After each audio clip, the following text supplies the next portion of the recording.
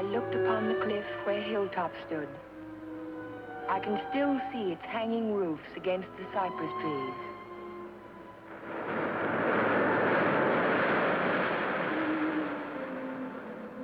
But Hilltop is no more. There is only a scar of jutting rock where once its windows glittered in the California sun.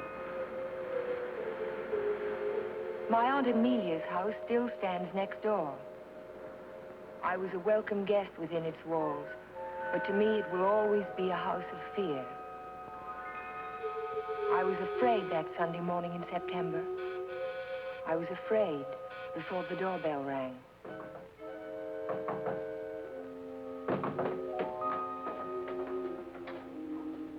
Morning, Ellen. Good morning, Mary. Hello, Amelia. Where is he? Where's Hal? Jack? Why, what's wrong? It's a wonder you weren't murdered in your bed. Dr. Hartley told me this morning. I won't permit him to stay in this house another day. What is it, Major? What's the matter? It's all right. It's all right, Amelia. I'll handle this. Where's his room? It's there, Just leave this to me. I'll take care of Cohelen. Cohelen! Cohelen! Are you in there?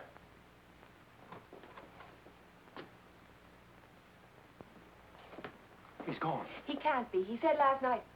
Well, I mean, he must be around somewhere. I'll search the place from top to bottom. Would anyone mind telling me what all this excitement is about? You've been harboring a dangerous man. A man who is... Wouldn't it be fairer to Jeff if we waited until we find him and then he can speak for himself? Well, by all means, find him. But where? Well, supposing I look in the garage and see if his car's still there. Just what did Dr. Hartley tell you?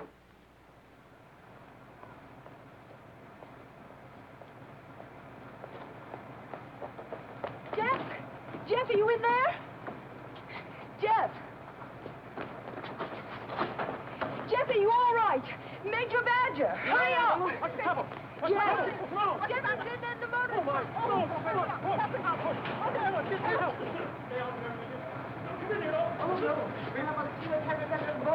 Got to get him out in the air. Amelia, phone for an ambulance. Yes, I will. Come on, Ellen. Right grab away. his shoulders. You grab his legs. You get him out in the air. Come on.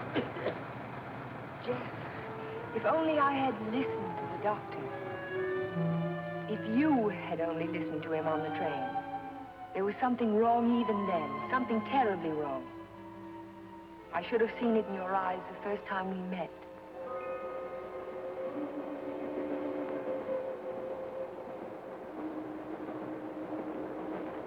Well, hello, Jeff. Oh, hello, Doc. Patient in Los Angeles, or were you just doing the town? Oh, medical dinner at the Biltmore last night. What have you been up to? I spent a couple of days at the General Hospital. Those dizzy spells again? Nothing serious, I hope. When I need a doctor, I'll come to see you. I was getting some technical stuff for the Veterans Hospital I'm working on.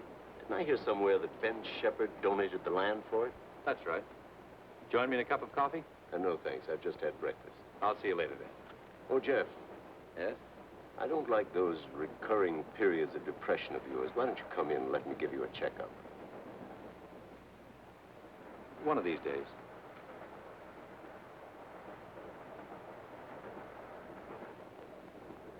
Morning, Elmer. Oh, good morning, sir. How about a little breakfast? You can start me off with some black coffee. Yes.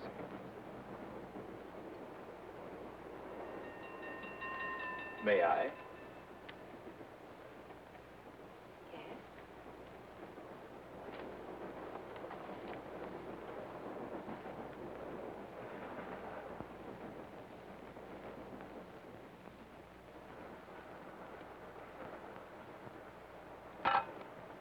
Oh, sorry.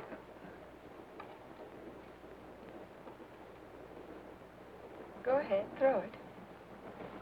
I've just saved the train from being wrecked. By throwing salt over your shoulder? Oh, by showing proper respect for the powers of darkness. Powers of darkness. What have we here? A disbeliever? Let's see what the tea leaves say about you. Your coffee, sir. Oh, thank you. There's a trick my grandmother taught me. She learned it from an old witch in Ireland. And so you've been drinking coffee ever since? That's beside the point. I see your name scribbled on the bottom of the cup. It starts with an L, doesn't it? It does not. Ah, but it does. The tea leaves never lie. I see it now. L-N. Your name is Ellen. Isn't it? Yes. You'll not be so quick to scoff now, will you? Now, let's see where you're from. I see a large body of water. Not so large as an ocean, but the next thing to it. Now, what could that be? Lake Superior. It's the largest lake in America. Then you're from Lake Superior. From Minnesota. Now we'll go into your destination. It's Pine Cliff, of course. You wouldn't be on this train. But where in Pine Cliff? I see here an old woman and the letter A. Now, let me see. The old woman is standing in the garden and she's talking to her neighbor. So you're going to the city, she says. What train will you be coming back on? Saturday's train, he says. Then you'll have a pleasant companion, she says, for my niece Ellen is coming to visit me and she'll be on Saturday's train. You see, the tea leaves never lie. And neither do the tea bags.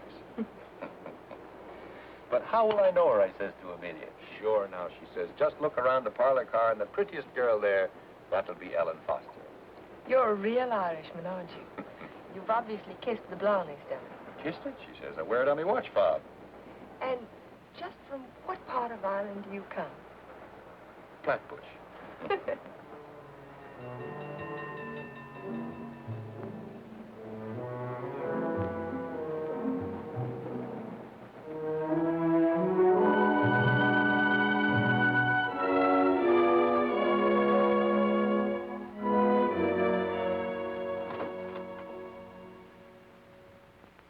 Good morning, Stu. Good morning, Mr. Coolhallen. Mr. Shepard here yet? Well, he's in his office. Thank you. I think this would be an ideal site for the beach club, don't you, Keith? Yeah, it certainly would, Ben. Mm-hmm. Busy, Ben? Oh, come right in, Jeff. Well, we bring the road in here and divide this section into 2-acre lots. And hold out this area for the golf course. Hi. How are you, Ben? Hello, Jeff. How was the trip? Fine, thank you. I bought you a little present while I was in Los Angeles. Found it in an antique shop. Hi, Jeff. Ferris. It's a map of an old Spanish land grant. Say, that is an antique.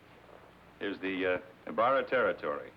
My grandmother's grandfather, he lived right there. That was before California was a state, wasn't it, Ben? It certainly was. I keep forgetting how long your family's lived here. Only since 1820. Really? Come in. Pardon me, Mr. Shepard. What is it, Mac? Well, Sue told me you were in here. Did you take any blueprints with you when you went down to the city? No, why? Why, the rear elevations are missing. They can't be. I put them in a file Thursday. Well, they're not there now. Well, there must be.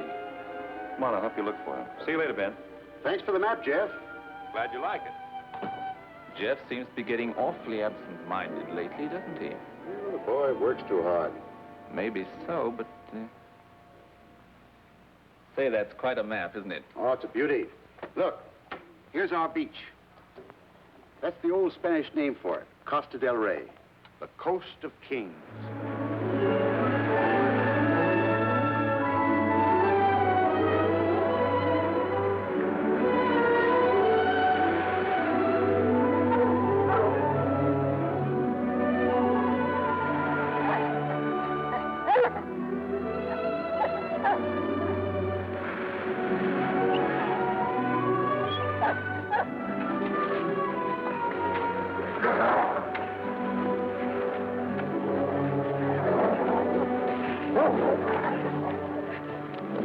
Down, mister, down. Don't be afraid of him. He won't hurt you. Well, I hope he didn't tear your coat. oh, no, it's all right. I don't know what got into him. He never barks at people. He seemed to think I was an intruder. Oh, yes. Of course, that must be it. Is this a private beach? Oh, no. It's just that there was someone who used to sun here beside this rock. Well, I'll forgive him this time. I must say you own a very particular dog. I don't own him exactly. They own me. Shamrock and Mr. O'Grady. Mr. O'Grady? Isn't that an odd name for a German Shepherd? Well, it's Herr von Gradenstein on his papers. I translated. Well, I guess I ought to go home. I'll walk along with you.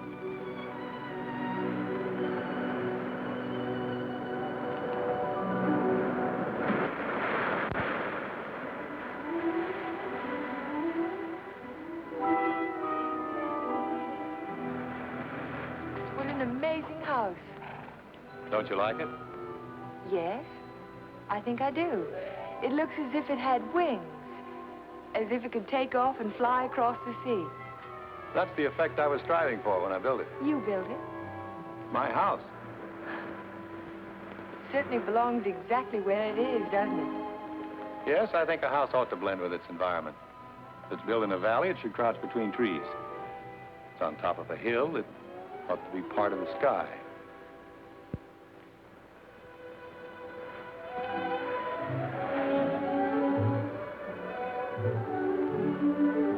As soon as I put Shamrock up, I'll walk the rest of the way with you. It's nice of you to insist. Isn't it? I'm beginning to like your house more and more. You can't take it all in at the first glance, can you? No, it's like some people that way, I guess. You have to know them a while. Like you, for instance? Yes, I suppose that's true of me, too. We don't have houses like that in Minnesota.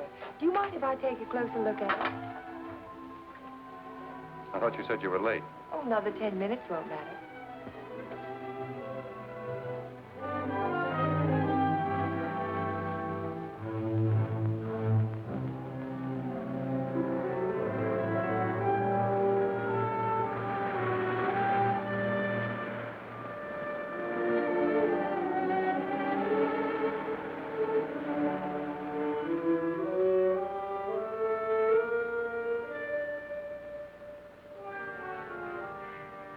May I go in? Why, of course.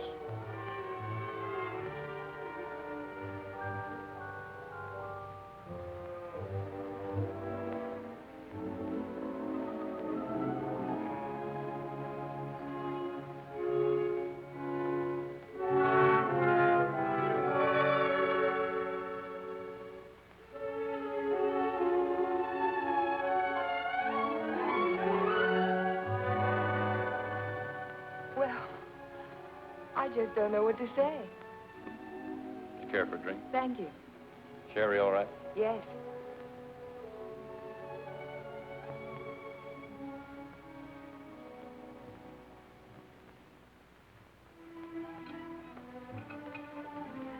What an unusual picture. It's by Del Lopez, the Mexican modernist. Thank you. What's it called? Doesn't have a name. What does it suggest to you? Well, it's not real, but then it's not real either. It might be a garden in a dream. It might be. Or he dreamed of the girl who belonged in the garden. That's pretty good. And then she became more important than the garden, and perhaps that's why she's out of proportion. Perhaps she did. Perhaps that's why a woman gets out of proportion to a man. I really don't know anything about modern art. There isn't anything to know about it. It's like music. Its form doesn't have to copy nature to please the senses. Or does it? We were talking about art. I was talking about figures. Are you interested in figures? I have a Savigliano. You have a what? Savigliano, an Italian sculptor. I bought one of his porcelains with my first fee. You'd like to see it? Yes, I would. Where is it? Over by the window. Come on, I'll show it to you. This is my good luck charm. It's called Hotai, the Chinese goddess of chance. Savigliano always...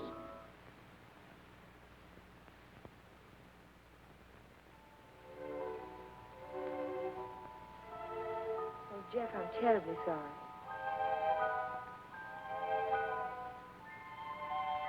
Can it be mended? No, it's beyond mending. Well, Aunt Amelia may be worrying about me. I suppose I should go home. Yes, I suppose you should.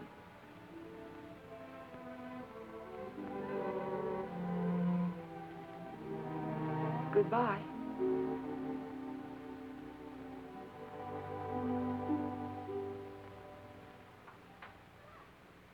Good afternoon, Luella. Hello, Miss Foster. Is Aunt Amelia at home? I didn't see her go out. Ellen. Oh, hello, Aunt Amelia. Were you afraid I was lost? No, I was sure you could take care of yourself.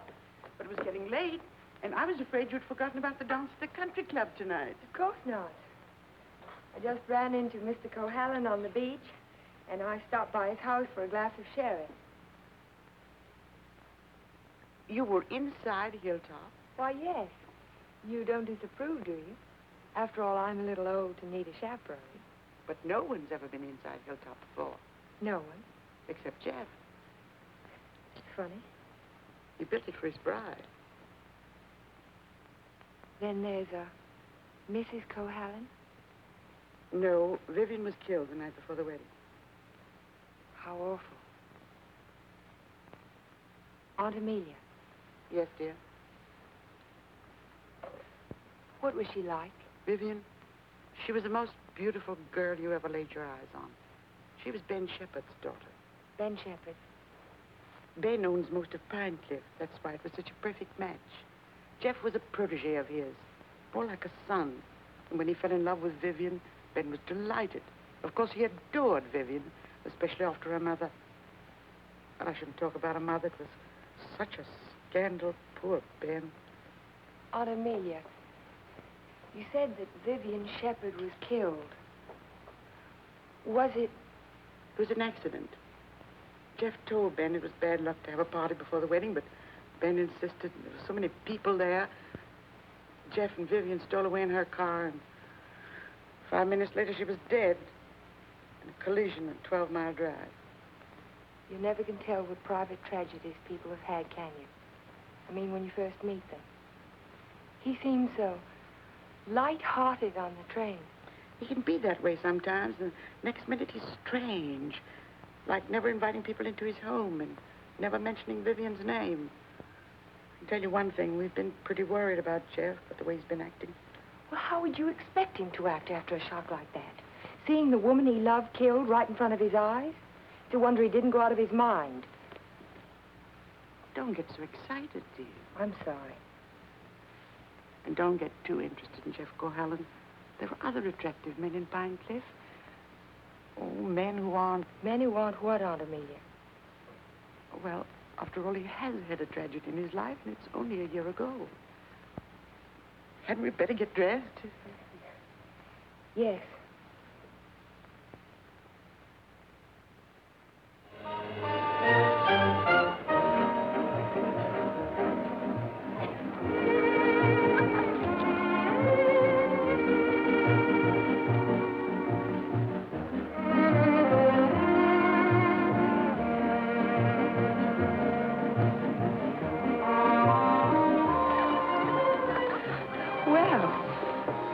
Taking a look at a great big California mall, huh? I can see it through the window. Yes, what I had in mind was a personally escorted tour. Think of my reputation, Mr. Ferris. But I am thinking of it. A new girl in town seen walking with me in the moonlight while a stag line will give you a rush. I never encourage stag lines. There's no future in them. Well, in that case, we'll sneak out quietly, huh? No, thank you. Thank you, but no. Cold climate, Minnesota. Yes, isn't it? Let's go down to the bar and talk it over. All right. I see you know our local hero. We've met. A charming fellow. Yes, he is. I suppose you fall madly in love with him. Everybody else does. Except you, Mr. Ferris. Oh, I think he's just ducky. Did you children enjoy your dance? It was just ducking. Keith, you must sit down and have a drink with us. I thank you. I'd like to. Hello, Amelia. Hello, hello. Welcome home, Dodo. Thank you. Good evening, This is my niece, Ellen Foster. This is Miss Ferris, dear. How do you do? How do you do? And Dr. Hartley. Why, yes, we met on the train. My name is Ferris, too. You, I know. A waltz, Major. Now, you two stay right here and don't you move till we get back.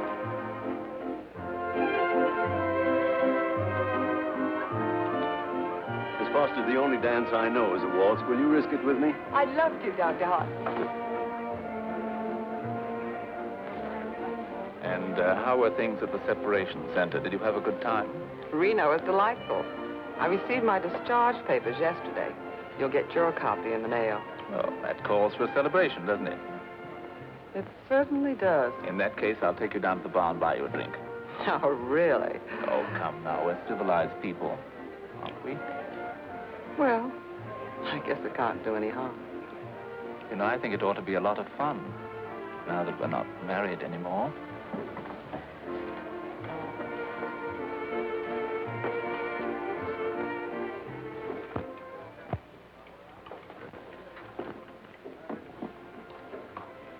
What do you think your chances are? Ben, I built more hospitals in the South Pacific in 1 year than the average architect will see in a lifetime. The only competition I'm worried about is Talbot and Talbot. Huh? Not that I can't compete with them professionally, but they seem to know how to play the political side of it. Well, that won't count here. I hope not. Anyhow, I'm indebted to you for a crack at it. I merely suggested that they invite a local architect to submit plans. Jeff, you're looking pretty seedy. Sure you haven't been working too hard?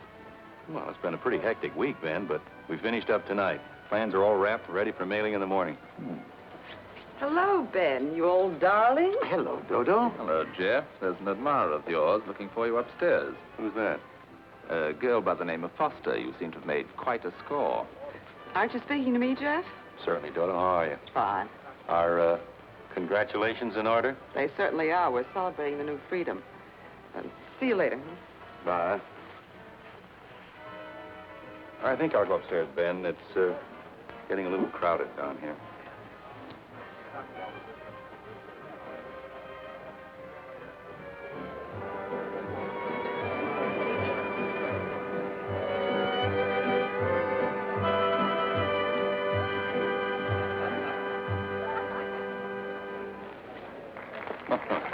Too long? I'm completely exhausted.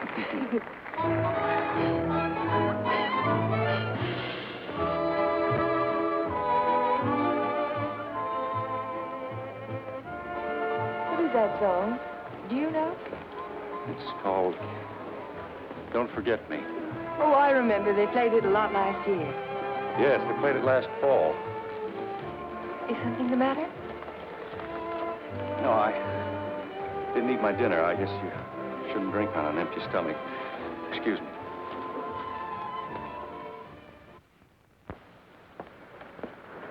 Here, Butch.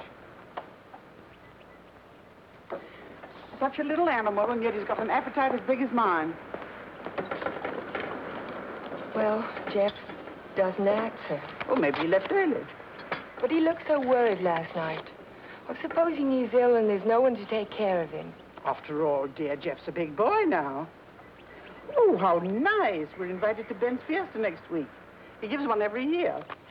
I think I'll walk over and make sure he's all right. Who, Ben? Oh, you mean Jeff?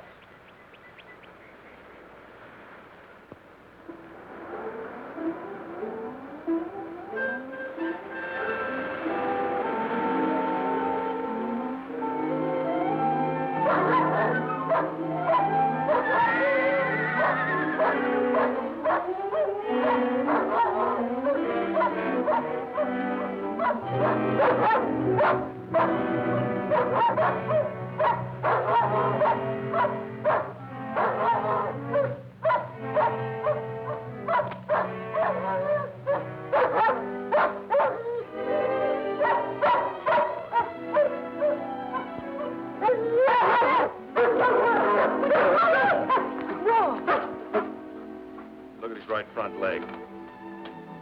It's shattered. Poor Shamrock. I hate to have to destroy him. How did it happen? I don't know.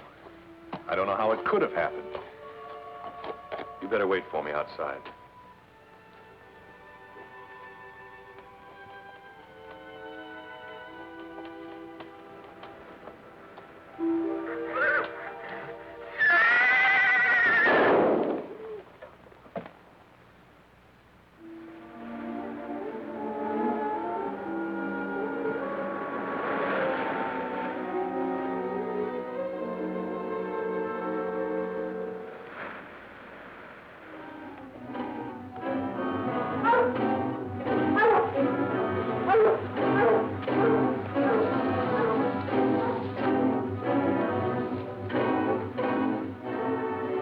See which way he went? Who? The man. What man?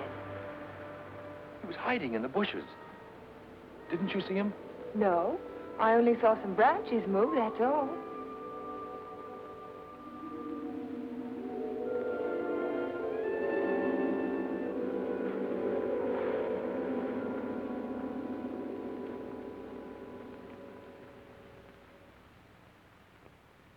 I've never seen lovelier roses. What are they called? Matador, I believe. They grow on the bush out on the terrace. Matador? Oh, of course, after the color of the bullfighter's cape. Or the bull's blood. Jeff, I'm so sorry about Shamrock.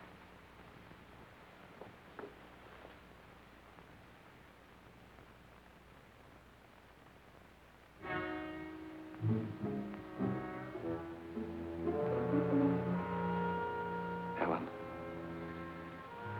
you'd better go now. You're not safe with me. Do you understand? Suppose I don't want to be safe. Please go now. I'll call you later. All right, Jeff.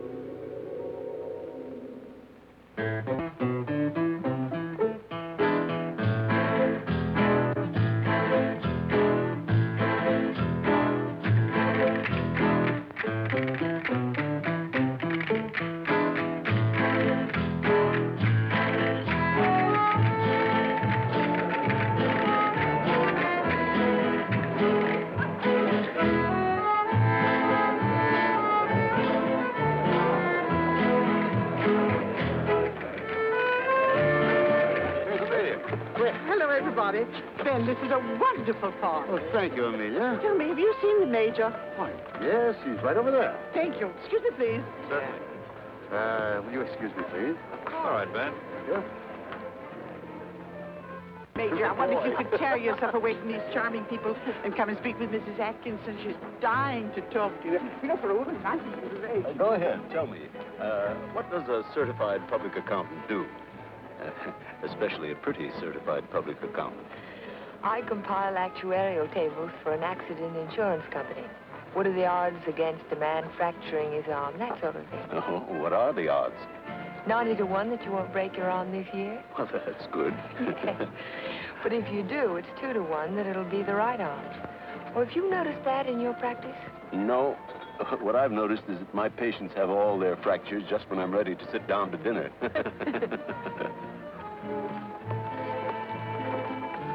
Say, you.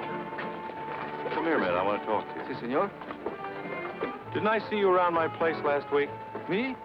Me, no, senor. I'm sure I saw you hanging around my stable. Me? No, senor. Some other fellow, but not me. Just a minute. All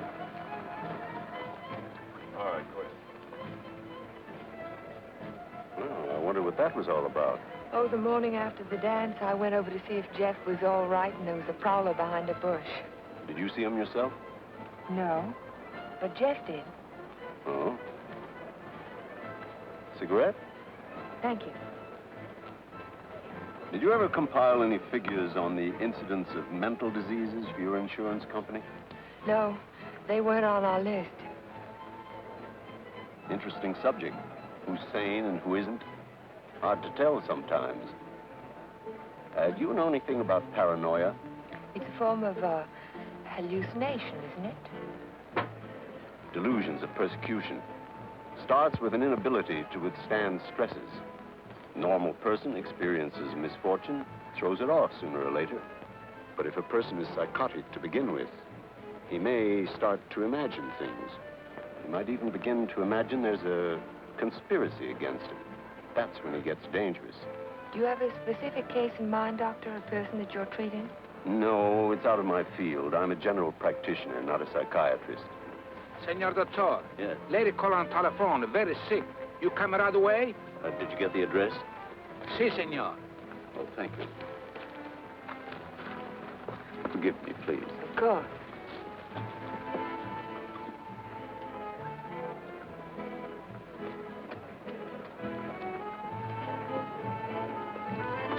Are you sure, Jeff? Ben, I'm positive it was the same man. Well, I'll talk to him if you want me to, but you know how it is with those fellows. They all look alike if you don't know them. Maybe you're right, Ben. So the guy gets up and he says, Keith, you take a powder. Well, the guy was bigger than I am. What could I do? The same thing happened to me, only he wasn't so tall. Oh, I remember all too well. Remember that evening? Excuse me, honey. I'll be back in a while. Certainly. Because the rest of the committee feel that a local architect should have the job. Ben, may I see you a moment? Surely. Excuse me, Jeff. Certainly.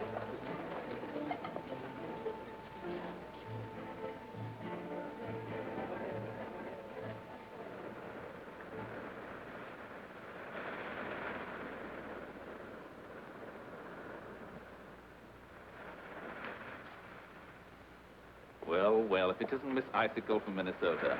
Good evening, Mr. Ferris. Call me Keith. It was nice of you to find this secluded spot. Are you always this way when you've been drinking? Oh, now, this Miss Prim and Proper business didn't fool me for a minute. I spotted you the first night. Don't. You don't have to pretend, honey. Just relax and enjoy it. Stop it. You kidding?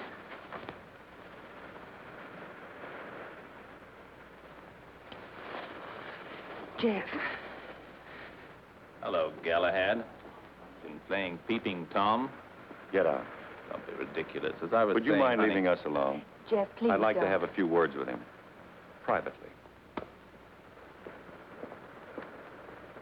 If I ever catch you around Ellen again, I'll run you out of Pine Cliff. Galahad, you frightened me. I'm warning you, I mean it. Keep away from her. I know too much about you. So what? You'll never open your mouth. That's the beauty of it. It's your story, and you're stuck with it. I don't have to open my mouth. I can close yours. What are you two boys arguing about? What does anybody ever argue about? Politics. Oh, politics. Keith, will you do me a favor? Dr. Hartley had to leave on an emergency call. Will you see that Dodo gets home? She has a little headache. Well, I'd be glad to. Ben, don't you think maybe I'd better? Look, I pay her alimony. I'll take her home.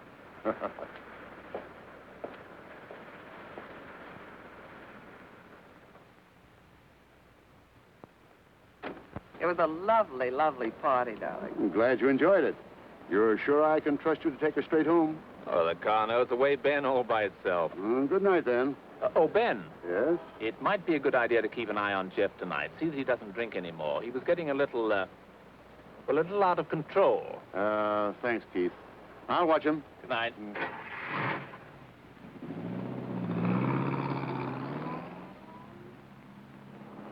Still cutting the lad's throat, I see.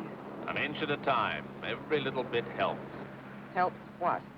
Or is it just pure meanness on your part? Don't be stupid. Ben hasn't any heirs, has he? All that money and not even a second cousin. Suppose he should take a notion to leave it all to Cahalan. Where would I be?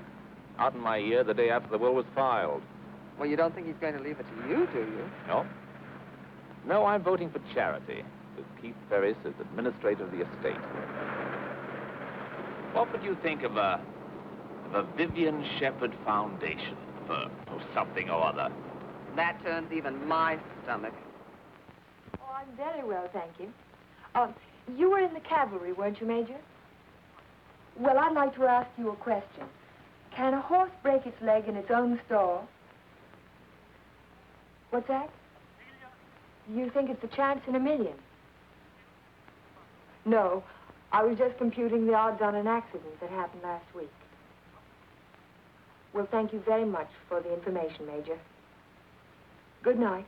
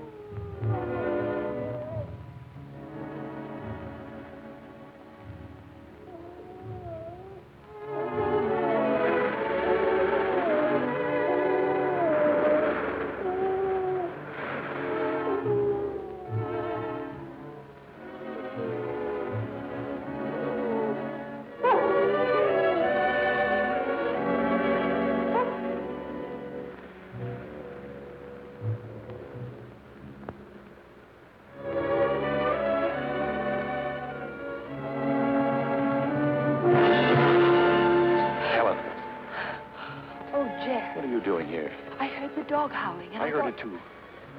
Could you tell where it came from? No. It's around here someplace, but I can't locate it.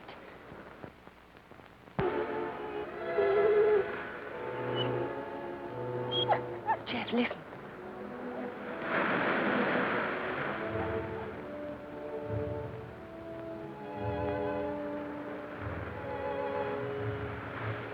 What's the matter, mister?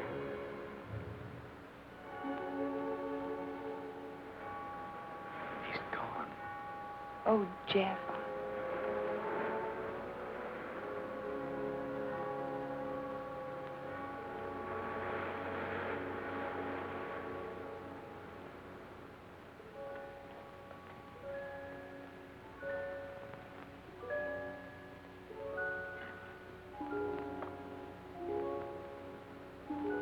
Well, that's about all we can do tonight.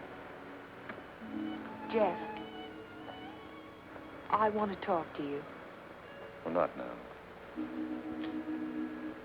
sorry, I didn't mean to be rude, but I'm just not in the mood for conversation. You have to listen. It's important. Well, let's go up to the house.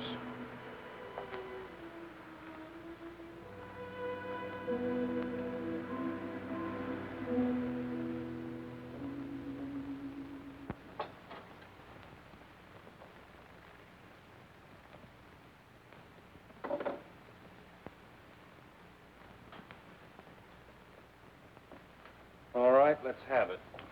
I talked to Major Badger tonight. He can't understand how Shamrock could break his leg in his own stall. Well, he hasn't anything on me. I can't understand it either. Unless it's bad luck. Don't call it luck, Jeff. What would you call it? I'm not sure. A few days ago, this rose was on your matador bush. It was alive and beautiful. Now it's dead. Was that bad luck, or was it cause and effect? You picked it, so it died. I didn't pick it. The whole bush died overnight for no reason. There must be a reason. There's always a reason for everything. Is there? Maybe you can give me a reason for this. Take a good look at it. It looks different. Is it the way the light hits it? It isn't the light, it's the colors. Look at it again. Oh, I see what you mean. They faded, haven't they? All the life's gone out of it. Your rose bush died. Your painting fades. But have you ever had a common, ordinary fall, Jeff? What do you mean? 65% of all accidents are falls. Falls down a flight of steps, falls out of a tree, falls off a ladder, or in a bathtub. But nothing of that sort ever happens to you. It's too ordinary. Your kind of accident has to be unique. What are you driving at? Your bad luck, Jeff. It's a little too bad to be true. Your porcelain figure fell off the table while nobody was in the house. Shamrock broke his leg while he was in his own stall. Now your picture fades. It's too bizarre, Jeff. The impossible can happen, but not over and over again. Are you trying to tell me they didn't happen? No, they happened all right, but it wasn't luck. Can't you see the pattern that runs through all your accidents? Shamrock, Mr. O'Grady, your picture, your statue, your rose bush, and the collision on the highway last year. That's when it all began. 6 accidents, and every one of them killed something you loved. Do you know what the mathematical odds are against a run like that? 1 billion to 1. Are you telling me they weren't accidents at all? No, I'm only trying to tell you that lightning can strike twice in the same place, Jeff, but not 6 times. You mean you think that all of these things have been planned by someone? Someone who hates you, who's trying to destroy you. Who could it be, Jeff? I don't know. We'll find out. We'll go back to the beginning, the night that Vivian was killed. We'll talk to the policeman who reported the accident. We'll find the garage they took the car to. We'll ask 1,000 questions about the accident and about Vivian. Ellen. We'll start tomorrow morning. We'll look for witnesses. Ellen, wait a minute. Perhaps the ambulance driver will remember something. I'll find him and I'll talk to him. You won't talk to anyone. Well, why? Why won't I? Because I don't want you to. But, Jeff... Listen to me. I don't want you asking questions. I don't want you investigating anything. This is my affair. I'll handle it my own way. I was only trying to help you. Well, now you've let me know where I stand. You don't want any help from me. All right, then, do it your own way. Helen, listen to me. Just don't let any black cats cross your path. And if you see a horseshoe, pick it up and spit on it and throw it over your shoulder. That ought to take care of everything. Helen.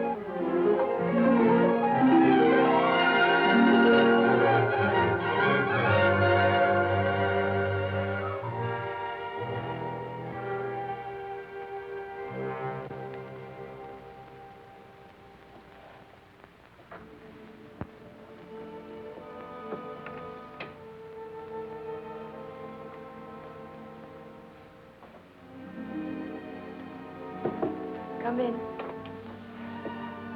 Hello, Aunt Amelia. You didn't tell me good night, dear. I'm sorry. Is anything wrong? No, there isn't anything wrong. There isn't anything right either. I saw you come home. You were at Jeff's again, weren't you? Yes. I don't want you to think I'm an old busybody, but I'm all the family that you have, and it would help you to talk to someone. What is there to talk about? He doesn't love me. He never will. He's in love with a memory. I tried to warn you to be sensible. Sensible. I love him. I've got to help him if I can, whether he likes it or not. I know. Good night, dear. Good night, Aunt Amelia.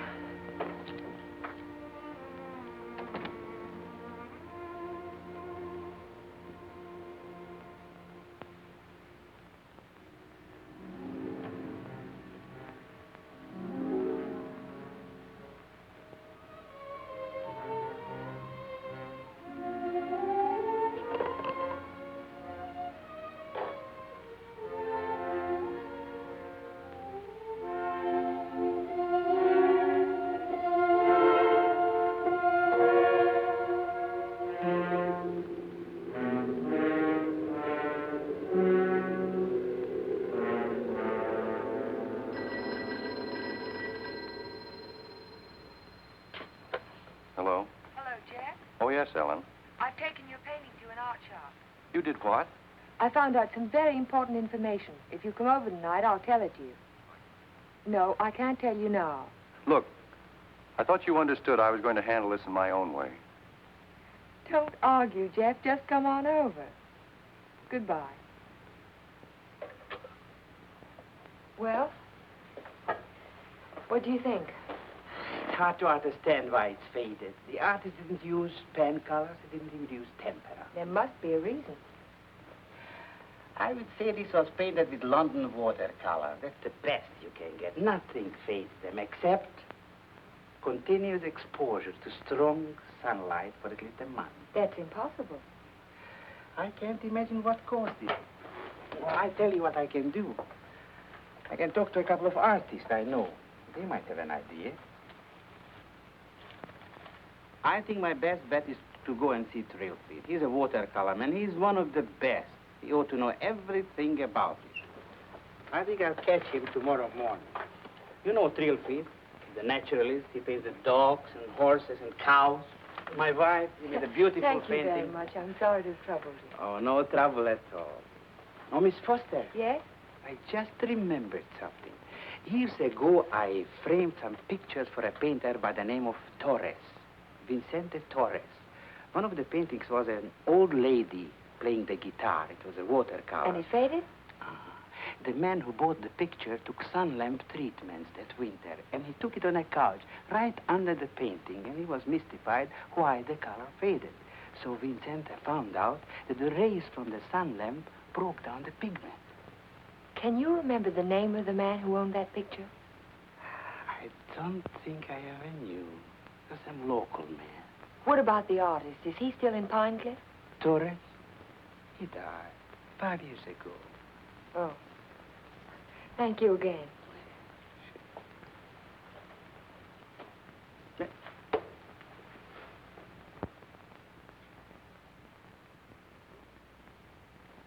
Very strange. Have you told anybody else about this? Of course not. But someone in Pine Cliff knows that you can fade the colors out of a painting by turning a sun lamp on it. If we can find out who owns that picture, Jeff, the portrait of the old woman with the guitar... What would it prove? If somebody wants to destroy a painting, there must be 100 easier ways of doing it. That's not all. Read this.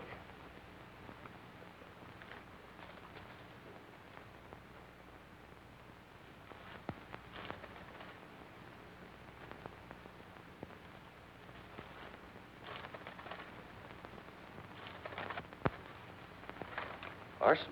In the soil underneath the matador bush, I dug it out this morning. Enough arsenic to burn out the whole root system. It didn't get there by accident, Jeff. Someone put it there. Someone who knows how to poison a rose bush. Or a dog. Or a man's life. Would you really like to help me? You know I would. Then forget it.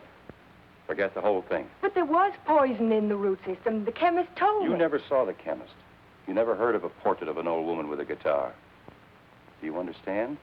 No. No, I don't understand. Jeff! Jeff! Your house. Look out the window. I saw it from upstairs. What? It's burning.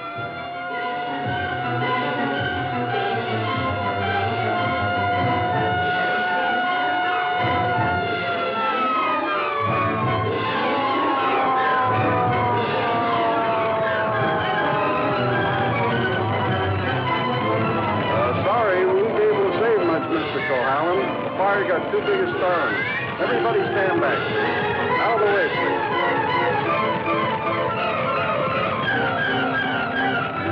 Hello, Jeff. It's a lovely fire, isn't it? You know, you can see it for miles. Jumped right in my car and drove over. Wouldn't have missed it for anything.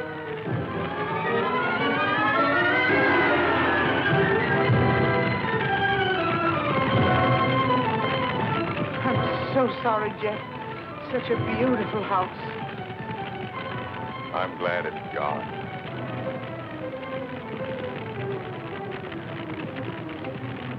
Be sure to tell Jeff that he's welcome to come and stay with us as long as he likes.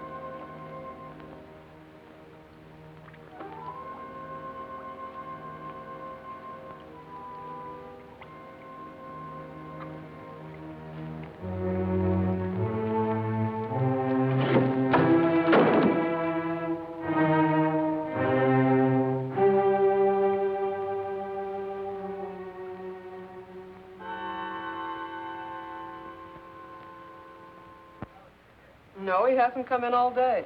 Tried to locate him at Mrs. Foster's? Yes, I did, but he left the house early this morning. Well, wait a second. Here he is now. Good, good. Have him come right in. Mr. Shepard wants to see you. So I hear. He'll be right in. Thank you. He's here now, Stacy. Hello, Ben. I didn't mean to keep you waiting. It's quite all right, Jeff. I'm terribly sorry about what happened last night. I know you are, thanks. I wouldn't bother you about anything today ordinarily, but Mr. Rogers here just came to town. Stacy Rogers, chairman of the hospital committee. Oh, of course. How are you, sir? Glad to know you. This is the Jeff Cohallen I recommended to you. Yes, we examined your plans last night, Mr. Cohallen. Good, clean, modern lines. Thank you. I'm sorry we couldn't give you the job. You couldn't, what? I was just about to tell you, Ben. We decided on Talbot and Talbot. You did? Well, this is a surprise, Stacy. Which was it, Mr. Rogers? Politics or stupidity? I beg your pardon. If they'd given it to Magruder or Chesney and Pike, I wouldn't have said a word because I know the boys would have gotten a good, modern hospital. But Talbot and Talbot haven't had a new idea since Burnham did the Flatiron Building. Oh, now, take it easy, Jeff. Oh, they're not architects. They're political finaglers. Maybe you can tell me just one detail in their plan that was an improvement over mine. Name just one. Young man, your attitude doesn't deserve a reply. But since you're a friend of Mr. Shepard's, I will say to you that no member of the board, myself included, could understand how a reputable architect would submit his design for an important building with no interior detail whatsoever. No detail? There were 17 blueprints of the interior, right down to the placement of the operating tables and surgery. You may have drawn them, young man, but you didn't send them to us. There were no interior details? None at all. Could they have been misplaced somewhere in your office? Not possibly. The sealed packages were opened in the presence of the entire board. Maybe you misplaced them, Jeff. You know how absent-minded you've been. Suppose you can find the duplicates. Would the board be willing to reconsider? That's impossible. The contract has already been awarded.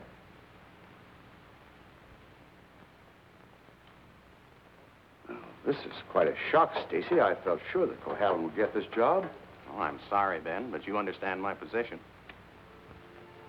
Jeff, you weren't going home without me, were you? Without you? You told me to drop in at 5:30 and you'd drive me home. Do you remember? I'm not going home now.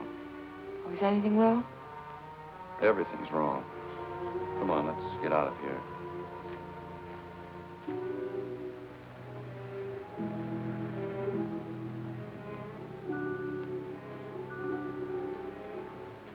It's dreadful.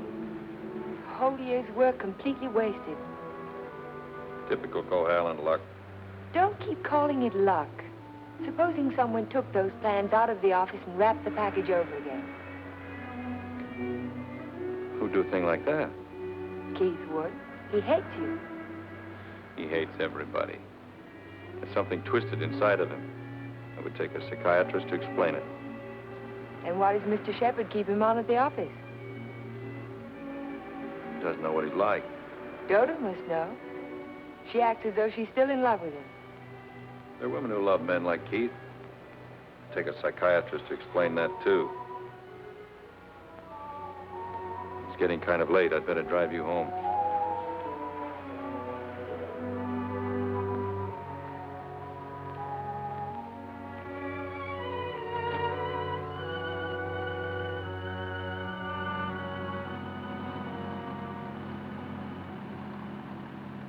Isn't this near where... What'd you say? Nothing. Drive faster, will you, Jeff? I want to feel the wind in my face. All right.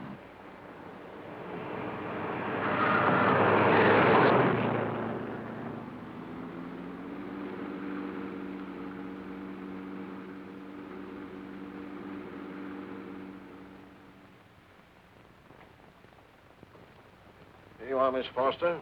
296 Hall Street, Fall River, Massachusetts. Thank you very much, Sergeant. Just one thing more. The accident happened on 12 Mile Drive, didn't it? That's right. Just 3 miles from Pine Cliff. Thank you very much. Traffic department. Miss Foster. Who? Just a minute, please. Oh, Miss Foster. It's for you. For me? Hello? Miss Foster? This is Dr. Hartley. My office is just across the street. I saw you go into the police station as I parked my car. Are you in trouble, Miss Foster? In trouble? Why, no. I mean, not exactly. I think you better drop into my office. Can you come over right away? Well, I have a long-distance phone call to make first. Well, just as soon as you complete your call. Yes. I think I could come by in about 20 minutes. Thank you.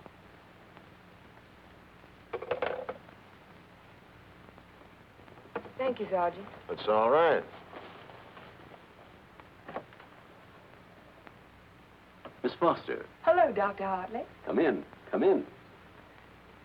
I was startled when you telephoned me at the police station. Well, I'm very glad I spotted you when I did. Why did you ask me if I was in trouble? Well, the fact is, I'm in rather an awkward position. But your aunt is getting along in years, and I didn't want to disturb her unduly, so I thought it best to discuss this matter with you. Sit down, sit down. Thank you. Yes, Doctor? Since I'm your aunt's physician, I feel it's my duty to inform you that she isn't safe. That neither one of you is safe, for that matter. So I wanted to get your permission to speak to your house guest. To ask him to move to a hotel. But I don't understand. What has that to do with my aunt's safety? Yes, I was afraid you'd ask me that. The fact is, you're forcing me to take an unethical action. The man isn't my patient, and even if he were... Whatever it is you're trying to say, Doctor, why don't you just go ahead and say it? Yes, you're quite correct. I'll come to the point. Let me say that I believe your house guest, Mr. Cohalan, is definitely paranoiac. He seems to have all the obvious symptoms of delusions of persecution. If that's true, then you and your aunt are in a hazardous position. Two helpless women in the same house with a man who may become dangerous at any moment. We can't allow it. May I ask you a question, Doctor? Certainly. You speak of delusions of persecution, but... Oh, a delusion is imaginary, a thing that never happened. That's right. But Jeff's dog was poisoned. His house was burned down. That was no delusion. I saw it myself. Did you see the gasoline can? Gasoline can? The gasoline can the police found in the ruins of Hilltop. It was an unusual type of container. Only one store in Pine Cliff sells them. And that store sold such a can to Jeff last Monday. How do you know? The chief of police told me so this morning. But I don't see how. And that isn't all. The body of the dog was disinterred. He died of arsenic poisoning. 2 days after his master brought a package of weed out. Are you trying to tell me that Jeff burned down his own house, that he poisoned his own dog? That's impossible. No man in his right mind... Exactly. No man in his right mind. But why? Why would he do a thing like that? Listen. Listen to this.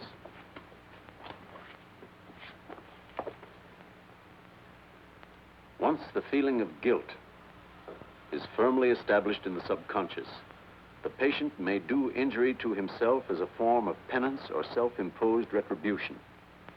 Such actions may be taken without conscious volition and will often disappear entirely from the memory stream, so that the patient is later unaware that his injuries were self-inflicted. That's my theory, that Jeff is suffering from feelings of guilt, and he's unconsciously punishing himself for it. Guilt? You keep talking about guilt. I don't understand you. What is he guilty of? His fiancée was killed in an automobile accident a year ago, and he was at the steering wheel at the time. It would be an unusual man who didn't reproach himself under those circumstances, even if he was blameless. And if he thought he was responsible for the death of the woman he loved, if the thought began to prey on his mind, it's rather an obvious theory, isn't it? Yes. Then I have your permission to speak to him. I'll be as tactful as possible. No, not yet. Not until Friday. Friday? I've got to have time to think about it. I'll be very careful, but promise me you won't speak to him yet. Well, I can't force my opinions on you, Miss Foster, but I must emphasize as strongly as I can that delay can be dangerous. Extremely dangerous. I'll be very, very careful, Dr. Hartley. I hope you will, Miss Foster. Thank you.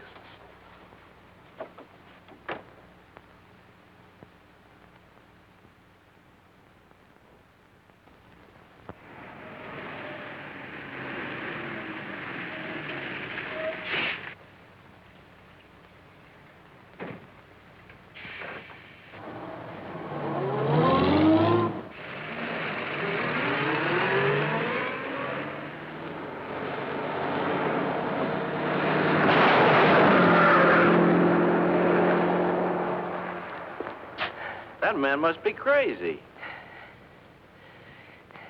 Thank you very much.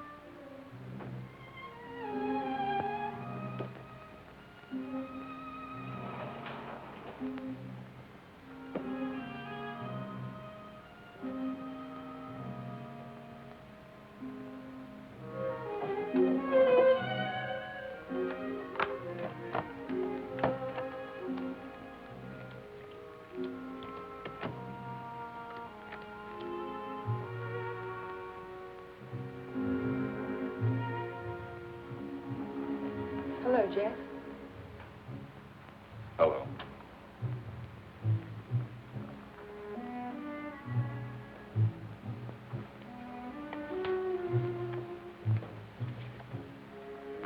Jack of spades. Is that bad luck? Like a black cat? A dead man's card. Oh? Is there a card for a dead woman? The queen of spades. I almost drew it this afternoon. Oh, what happened? Oh, I just gotten off the bus and was waiting to cross the street, and a car nearly ran me down. It almost seemed to be trying to. Did you see the driver? No. I was too busy trying to get out of the way. What kind of a car was it? A green convertible. Like yours. Except the top was up. You've got to get out of here, Ellen. You've got to get out of Pine Cliff right away. Why, Jack? Because something else is going to happen. I can feel it. It might happen to you. I'm not going to leave, not now. I'm warning you, Ellen. It's no use, I'm not going. You're asking for trouble. Am I? Then I'll really ask for it. Watch yourself closely. Watch yourself every minute. Don't trust anybody. Not even you? Not even me. Well, I think I'll go to bed now. Major Badger said he'd come by in the morning and take us to church.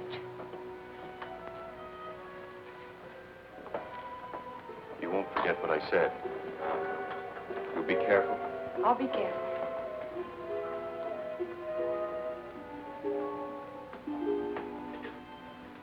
Jeff, Yes? how long have you known Dr. Hartley? For years, ever since I came to Pine Cliff. Has there ever been any bad feeling between you? No, why should there be? Well, he thinks that the shock of Vivian's death might have affected your mind. He thinks that you might be paranoid. But you don't think so, do you? No, I don't think so. Good. Good night, Jeff. Good night, Ellen.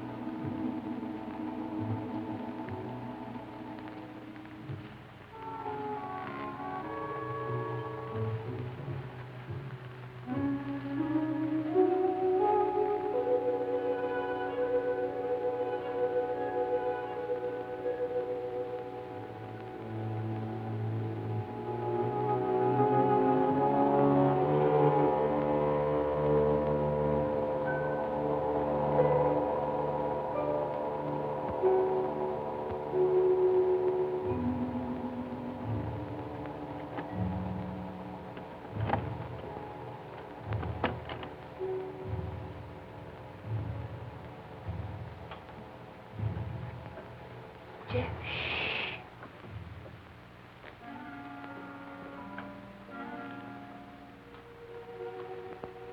I had to see you again. I wanted you to have this. Don't be afraid to use it if you have to. I want you to wait for me tomorrow morning. Tomorrow morning? You mustn't leave the house. You mustn't leave the house without me. Promise you won't. All right, Jeff. I promise. You won't forget when Major Badger arrives? No, I won't forget. Good girl. Good night.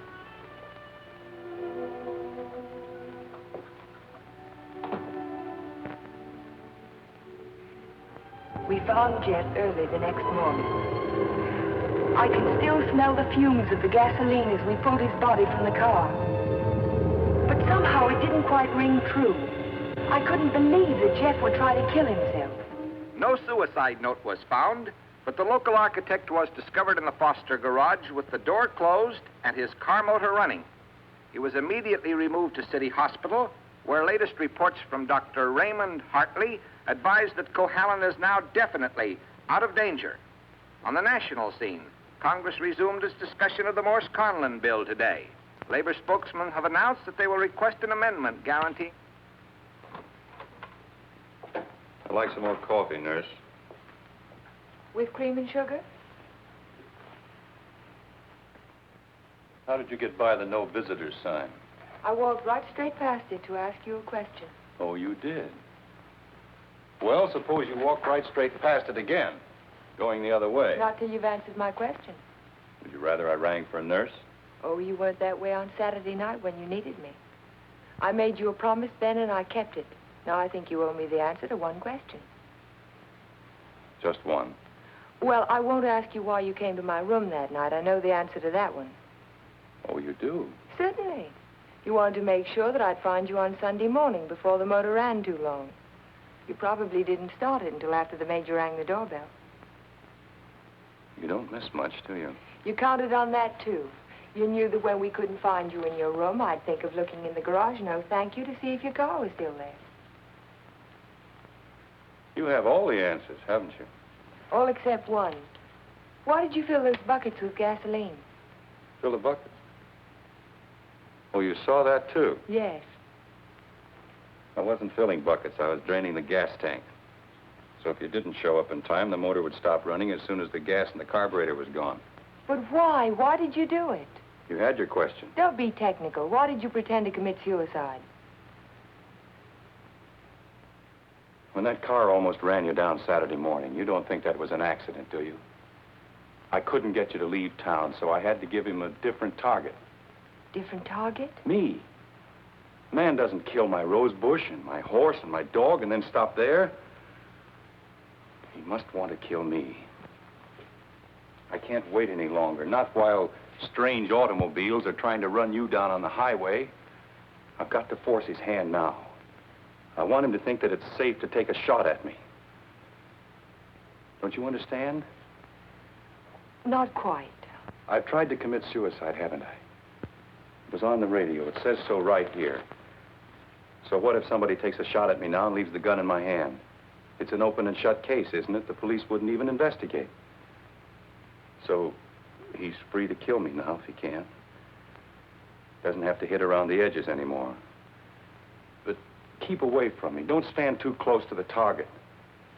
Is that why you wanted me to leave Pine Cliff? That's why I want you to go home now and stay there. Lock the doors from the inside. If you have any visitors, don't let Aunt Amelia out of your sight. Don't trust anyone. Where will you be if I want to find you? I don't know, but I have to get out of here. I can't wait for him to make the next move. I've got to get out and go after him.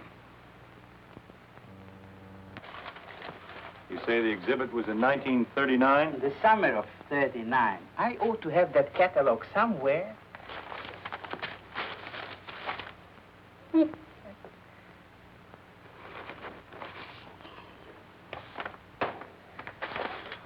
Here we are. And there's a list of all of the exhibitors in here? In the back of the book. Practically every artist who might have known Torres. Oh, yes. This is perfect. Exactly what I was looking for. Thank you. Good afternoon. Yes? Are you Mr. Strabini? Strabini? Yes, that's me. Did you ever know an artist by the name of Vincente Torres? Vincente Torres? Yes. No.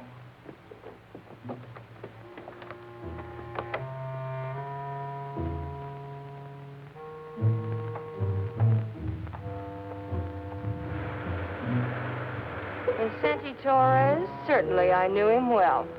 Watercolor man. No sense of depth. Do you recall a painting he did, a portrait of an old woman with a guitar? An old woman with a guitar? Don't believe I ever saw it.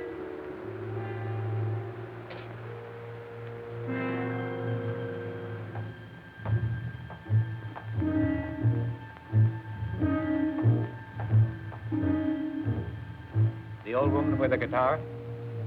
Yes, I remember when Torres painted it. It was during his Renoir period. Do you remember who he sold it to? Didn't know he ever found a sucker. It was a piece of tripe. Well, thank you. Not at all.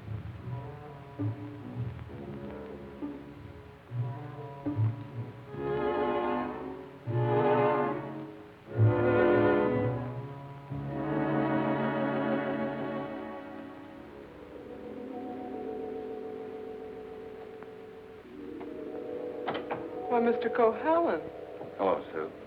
you had a few phone calls. Anything important? I don't think so. A man named Carter called. Said he was a friend of an artist that you knew. The name sounded like Boris. Was it Torres? Could be. Did he leave a number? No. He said he'd call back around 6. What's after that now? When Mr. Shepard's anxious to see you. He's still in the office. Okay. Shepard Estates. Oh, yes, just a minute. Mr. Carter. Hello? Yes, that's the man, Vincente Torres. Do you remember a watercolor he painted, a portrait of an old woman with a guitar? You do? Do you remember who bought it? You're absolutely certain? Oh, thank you. Yeah.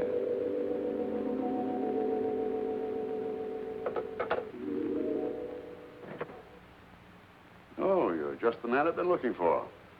They wouldn't let me in the hospital, and you seem to have disappeared since you got out. Well, I had some important things to do, Ben. Well, anyhow, you're here now. That's the main thing. Of course, I know it was an accident, boy. You couldn't have done it deliberately. Couldn't I? Of course not. But just the same, you've been overworked lately. You're looking all fagged out. It's time you took a rest. Yes, I could use a rest. A nice long rest. It's just what I had in mind. As a matter of fact, I'm tired myself. That's why I'm thinking of taking a trip. See something of the world before I get too old. Sounds like a fine idea, Ben. It'd be a good idea for you, too, Jeff. Why don't you come along with me? The two of us could have a pleasant time together. Leave all our worries behind and take things easy for a while. What kind of a trip were you thinking of, Ben? Oh, I haven't made up my mind. Where would you like to go? Oh, an ocean voyage might be nice. If the ship had a low rail and a long drop to the water. Or Niagara Falls might be handy, or the top of the Empire State Building. Don't talk like that, Jeff. Don't even think of such things. I wasn't thinking of suicide, Ben. I don't expect to jump. I expect to be pushed. You're crazy, Jeff. You're talking like a paranoiac. Where did you get that word, Ben? Did you read it in a book, complete with all the symptoms? I'm only trying to help you, but if you're going to take this... Sit down, Ben. Sit down and listen. You had all the tools to work with, didn't you? Your ranch hands who think you're a king will do anything you tell them to. I was out your place yesterday, Ben, looking for Pedro. They told me he didn't work for you anymore, hadn't since the day after my house burned down. You let him go, didn't you? After he'd done his job. I'm beginning to think the doctor's right. I'm beginning to believe you do have delusions of persecution. Paranoia, Ben. You learned the word. Use it. When did you first plant the idea in Hartley's mind? Did you say, I'm a little worried about Jeff, and tap your finger on your forehead? Jeff, I'm not going to talk to you any longer. You're not in your right.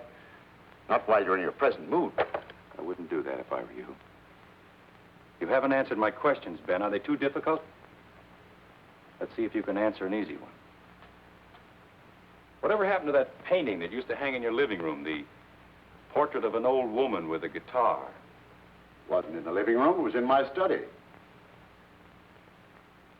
Why? When'd you get rid of it, Ben? After it faded?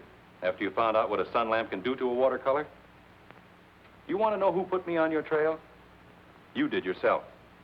When you tried to convince me I couldn't trust my memory anymore. I hate to say this, Jeff, but you can't trust your mind anymore. Can't I? I made a written list the night I wrapped the hospital plans to make sure nothing was left out. And 17 blueprints were missing when the package was opened by the state board. No one could have tampered with that package but you. No one else knew it would be on my desk overnight. I didn't know anything. Yes, you did. I told you. At the country club. You wanted to destroy my faith in my work, didn't you?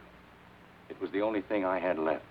Oh, Jeff, this is ridiculous. That's what I thought at the beginning. But once I began to suspect you, it all fitted together. I even remembered that your foreman was in the store the day I bought the can of gasoline. That gave you an idea, didn't it? Yes.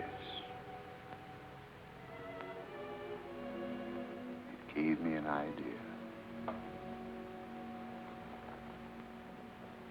How do you like your own medicine?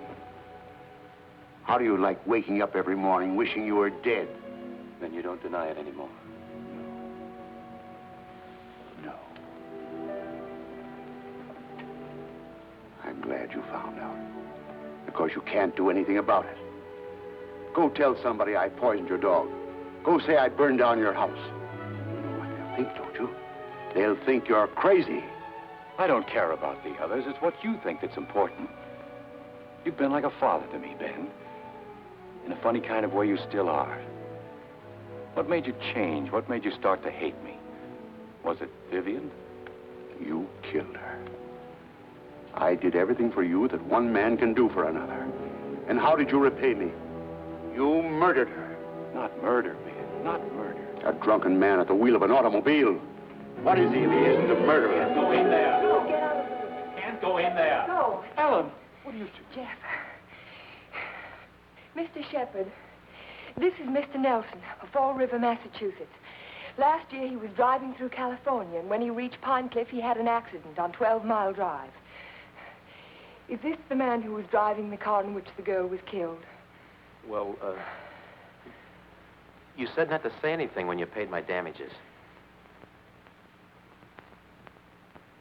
Go ahead, answer. No. No, it wasn't. It was that fella back there.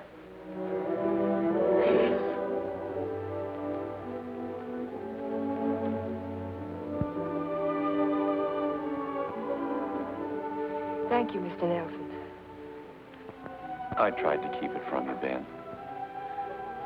At the party you gave the night before Vivian and I were to be married, I don't know whether you remember or not, I said something to you about the room being a little stuffy. I wanted to go outside for some air. I was really looking for Vivian.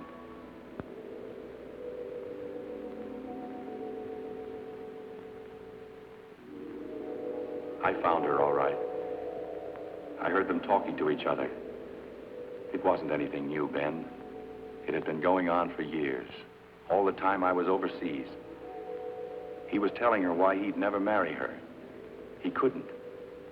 Dodo wouldn't give him a divorce. So she said, we'll run away without a divorce.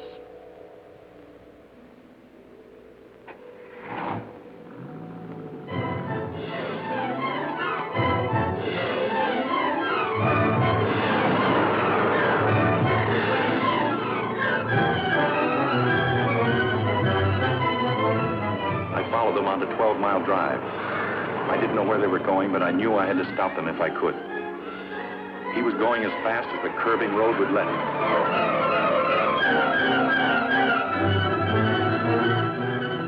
I tried to catch him, but he was driving like a madman. We were coming to the fork where 12 Mile Drive meets the highway. I saw a car approaching on the main road. Ferris didn't see the other car. I knew what was coming, but there was nothing I could do to stop it.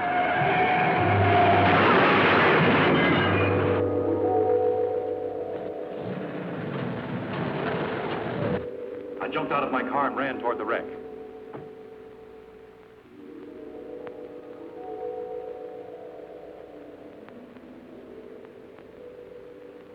He said, do something for her. But there was nothing anyone could do for Vivian. There was only one thing left to do for anybody. I told him to take my car and get away from there.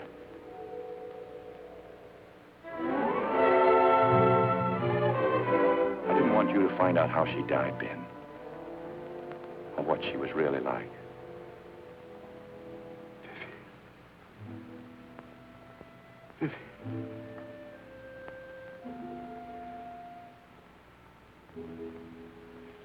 I'm sorry you had to know, Ben. Even now.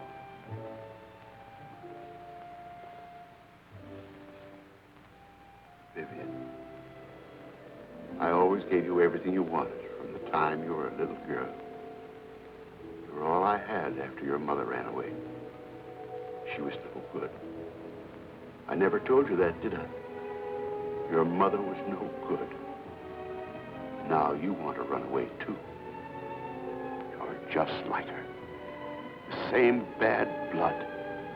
Jeff, he thinks I know. I won't go through that again. I'll kill you first. I'll kill both of us. My shoulder. Ben, put down that gun. Put it down. She ran away. She ran away from me. Call Dr. Hartley. Well, you finally fixed me with the old man, didn't you? But you'll never get any of his money now. He's as nutty as a squirrel. Now get out of here. Get out of Pine Cliff. If I ever see you again, I'll kill you. Dr. Hartley, this is Ellen Foster. Will you come over to Mr. Shepard's office right away? Yes, it's urgent. Thank you. It's all right, Ben. Everything's going to be all right.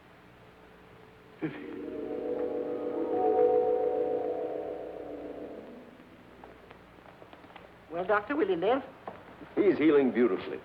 No infection, no complications, simple perforation of the deltoid. And all the time I thought it was my shoulder. You won't need that thing anymore. Good. Yeah.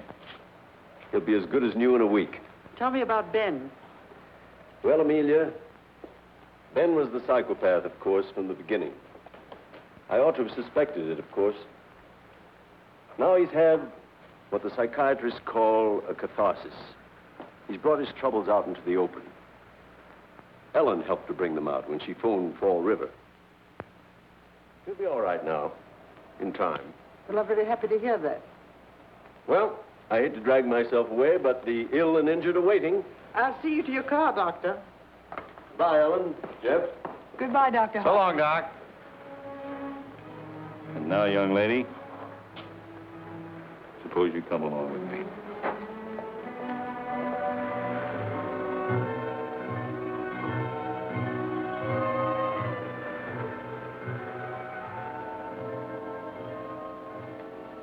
Ellen, Yes, Jeff?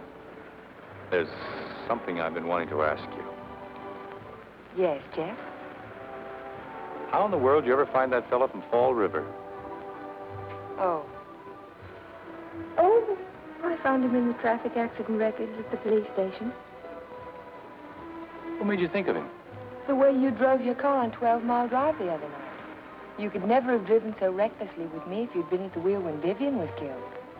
Not on the same road in the same place at the same time of night. You're pretty smart, aren't you? No.